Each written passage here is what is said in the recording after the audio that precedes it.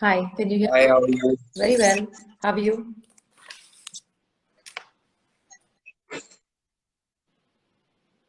I'm good. I think we are facing some disturbance in your internet connection. Yes, because I think it was the rain, there was some electrical issue which is being resolved as we speak.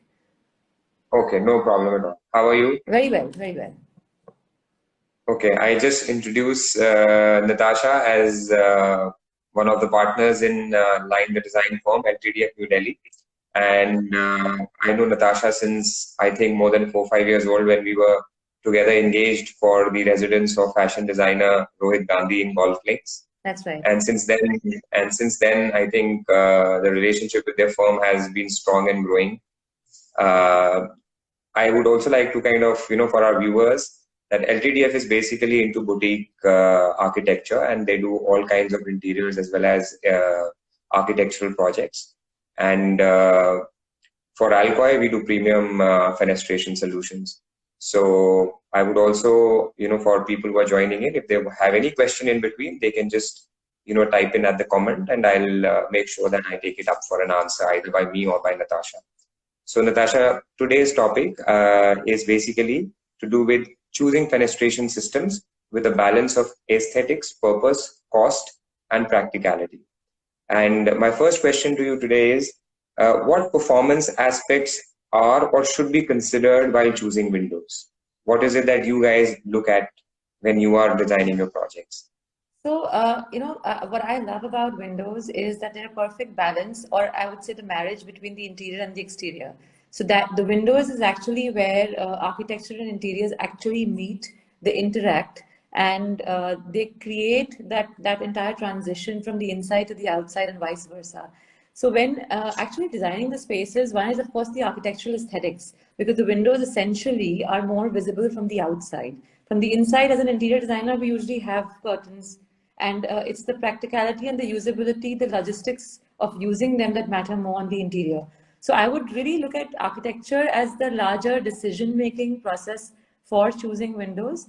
But yes, interior practicality of how the curtain will install, where are you going to open from? Sometimes there's a vastu limitation of where the glazing has to be. So there's so many factors that are factored in. But yes, what is the largest factor that I see people sort of getting confused towards the end is the cost factor. Because beyond a certain size and beyond a certain aesthetic, the window gets ridiculously expensive, especially when you want to consider insulation. So there's an element of glass. You want to consider minimalism. So you have your typical aluminum windows and the minimal and the slimline systems, which you guys are great at. And in addition, you would have the cost of glass, the cost of frames, and the sheer size. And the moment we cross 10 feet, as you would know, the glass cost, goes ridiculously high. And people wanting the very large fenestrations to bring in the outside, inside, start to reduce their shutter size. And so that balance is very important. And you need to understand where we are, particularly in Delhi, with the weather being what it is most of the year. How much are we going to open and where all are we going to open? So when designing with the client, when you're doing your architecture itself, of how the use will be from the interior point of view and the cost, of course. Right. So basically, cost is the deterring factor for the customers as well as architects to design so that tomorrow, the design may be right, or let's say that's what your intent is, but the cost may kind of, put the customer on the back foot. No, I wouldn't say it's a deterring factor. I mean, because we do architecture and interiors, what usually happens is that everyone wanting the best windows and going with products which are high end and slimline and minimal, eventually that the overall budgeting goes backwards. So we always try and give everyone an idea that we need to draw a balance. So sometimes to balance out the cost and take the best of the largest views and the largest fenestrations towards the front, we try and treat the back elevations with a little more reasonable product to Right. give a sort of a balance between cost. And practicality. Yes, absolutely. Great. Okay. And what kind of standards do you follow in terms of designing of the fenestration for the buildings? The standards would definitely have to be, I mean, beyond a point, the shutters get heavy. So how heavy is it going to be? How much are you going to use it? depending on the space, whether it should be sliding or it should be openable. The most important factor, which a lot of people forget and which we've been currently discussing with your team at Alcor.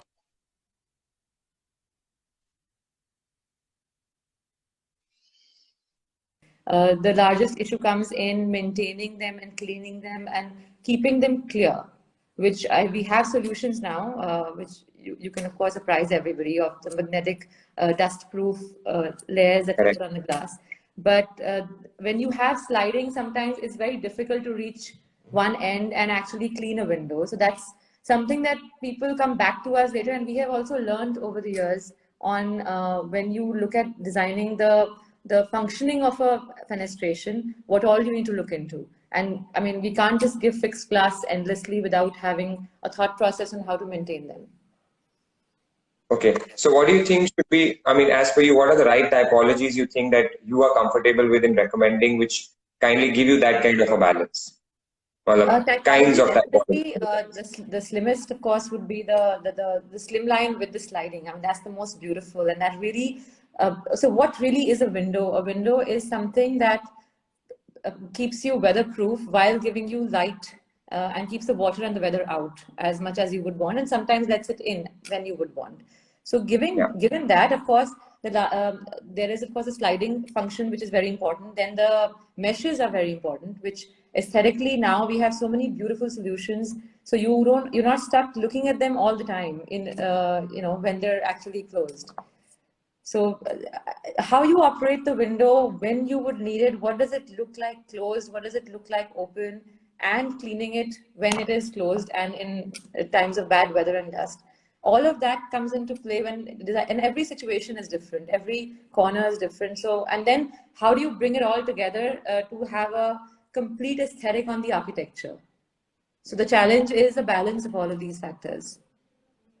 Okay, so here I have a question wherein I have often come across with customers who tell me that, since some of their spaces are small, they prefer sliding there as against casement windows. Why? Because the casement windows, if they're opening outside, they have a problem to kind of clean it from, outside. And if they're opening inside, they take away the space of the depth of the shutter inside, wherein you cannot keep any furniture piece. Why? Because you definitely need to give space for the shutter to open.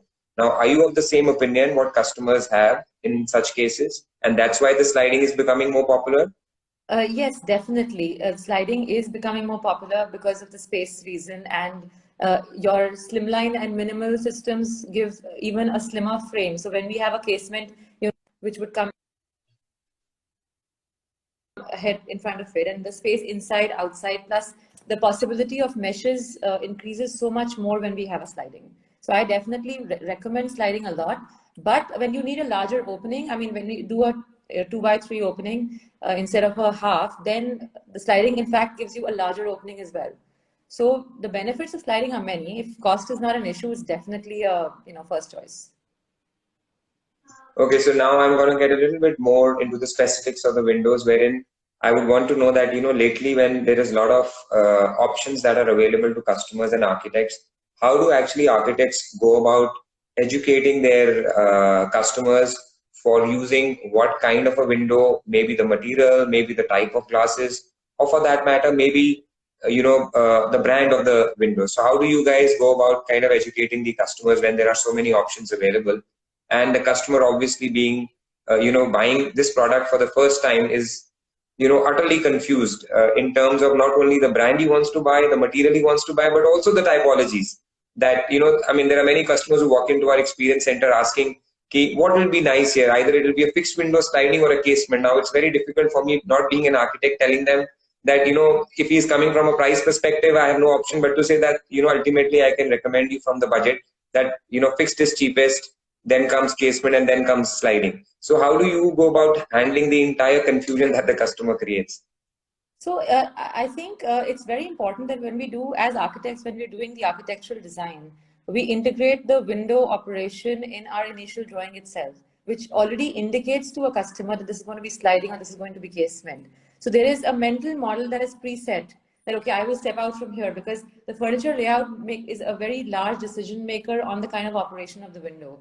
And so, of course, first choice, 90% of the cases is always sliding. But casement windows give that whole French effect. So if it's a classical home, by the architecture of it, it would end up having a look of symmetry with the casement window, because the sliding window would like stagger as the shutters that we have, while a casement would be more symmetrical and give you that whole aesthetics of a classical home.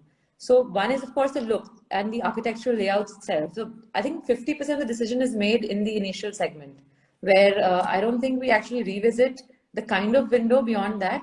But of course, when we do have projects which are interior centric, again, when we do the layout, we already propose changes that, you have to have sliding here, otherwise the access is behind the sofa, which will make it difficult.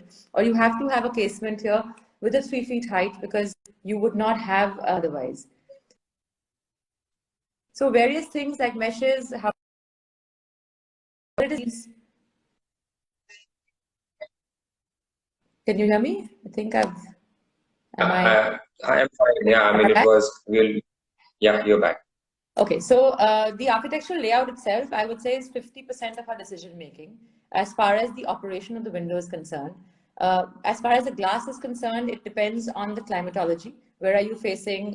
Is it south? Is it north? Is it west? And which also we build in when we are doing the air conditioning system, which is again before the window, where we know it's a particular side. So the air conditioning load is taking that into account, and we tell them, okay, we're going to have insulated windows, so you can bring down the load by this much. So the glass decision gets taken at that stage also. Now the third decision comes when it's the inbuilt blind, which also has to be a pre-decided factor before we order. Which also in the interior decision itself, okay, we don't have space for a pelmet, let's do inbuilt blinds, and we don't. So a lot of these limitations of architectural and interior spaces give us the solution for decisions of windows to start with. The last and the most important factor is, of course, whether aluminum or alu wood or UPVC, which I think a demo really, really helps, because unless a client can touch, feel, and operate all of them, they wouldn't really know. So, I mean, at the end of the day, it's always a touch and feel industry, as you know, interiors is.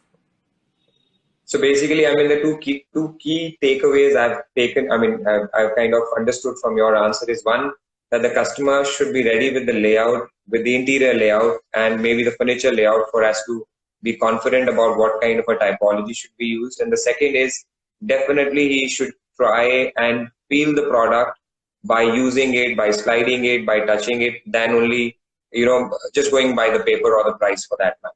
Absolutely, because from a small sample that we get from you, and if the window is like a 10 feet by 6 feet, you just cannot understand the scale, that how minimal and a 2-inch frame is actually eventually going to look. So basically, I mean, the spans and the ease of use probably in a life size or a real life size window would definitely be different than what you can kind of gauge from the sample. I'm fully with you. And with COVID, now it is very difficult to have clients visit other client sites, which was a norm in the past. So having demo centers for window products is extremely valuable.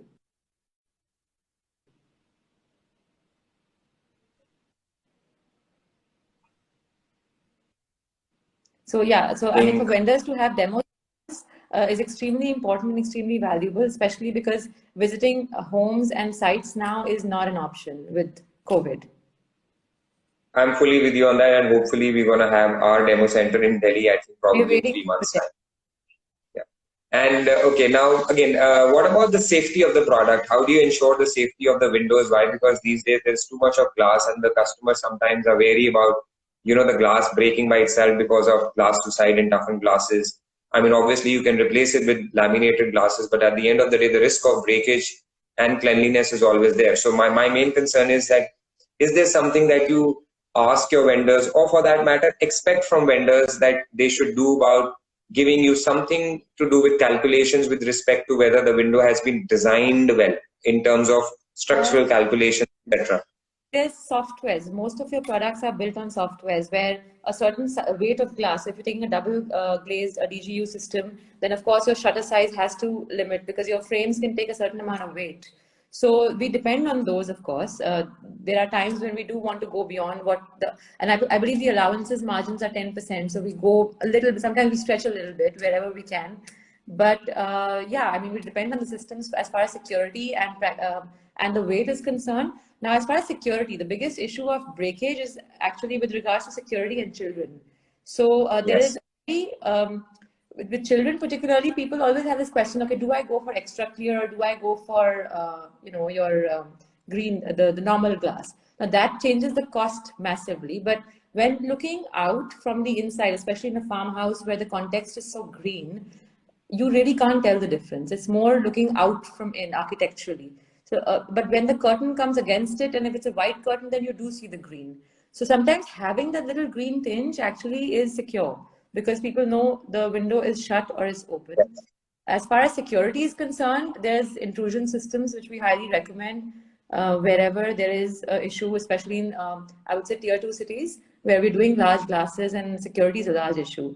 And we're now designing jalis, which come screens, which are part of the architectural feature, which come in front of this glass, so as to reduce without losing out on the span of the shutter that you would want. You actually can add an architectural feature to ensure you have the security that you want.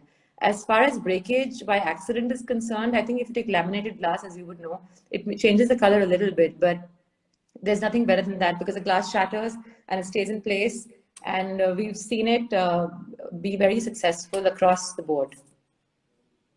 Right. And you think that giving structural calculations for the mullions interlock members as per IS 875 Part 3, which is the structural code for building design, would really help in not letting the section being under designed? Why? Because even if the glass is laminated, it's bound to break more often if the section that's holding it is not designed for, it's not only the weight but the moment of finish.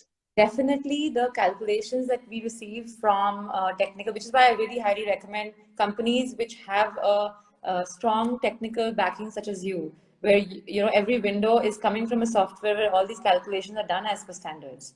So I mean, as far as honestly a client is concerned, their knowledge is even less than ours, and we are limited in how much we can really read from the documents that you would share with us for calculations. But that is Correct. integrity, and the faith lies in a good company versus those who actually just buy the sections and assemble them. So a lot of people who just buy sections from the market, whether imported or Indian Jindal sections, and they assemble them to create windows and bring down the cost. And we've tried to stay away from such purchases or even recommend those to clients because they have no guarantee of how they would function or operate in the future and in times to come. Okay. Now, this is a tricky one. What I want to ask is that what are the brands that you prefer in terms of engineered window systems? And you don't need to be very, choose Alcoy for it. But generally, what are the brands that you like? Number one. Number two, how do you, I mean, when customers come to us, again, they're confused in what brands to buy. Why? Because there is aluminum, we have 3-4 brands. There is UPVC, there are 3-4 brands. Now, first thing that we have to do is tell them the benefits of X versus Y, which is the materials. And after that, it's the brand perception that carries more weight sometimes than even the quality and the installation, I would say, ability of the fabricator. So how do you guys either protect yourself or, for that matter, kind of handhold the customer to choose the right product or the brand? Given the current scenario of our economic landscape, Alcoy is one of my preferred vendors because you guys are made in India by Indians, engineered by Indians. So, I mean, I think it sort of promotes the whole Make in India concept, which is why in the aluminum segment, I think there's a whole leadership by you in principle. In addition, of course, there's a lot of them. There's with Troxa, there's Canderview, and we work with all of them. But the price, and there's Schuco, of course. The balance has to be drawn between the section size and the price. And then, of course, maintenance and availability in the cities that we would be projecting them to be used. So all these three draw a balance. Now, as far as UPVC, aluminum, aluwood is concerned, I think it's a choice based A on cost and B on aesthetic. So aluwood cannot be compared to aluminum at all because it's a completely different look. So that's a choice that we make initially in the architectural renderings itself, where we want to go with aluwood or we want to go with aluminum. Now, UPVC mostly in luxury homes is definitely not an option because the shutter sizes are such a limitation that you can't use in the kind of homes that we do. But yes, we do use them in service areas, back areas, bathrooms, which are in back elevations. So just as a support system to balance out the overall costing of the project.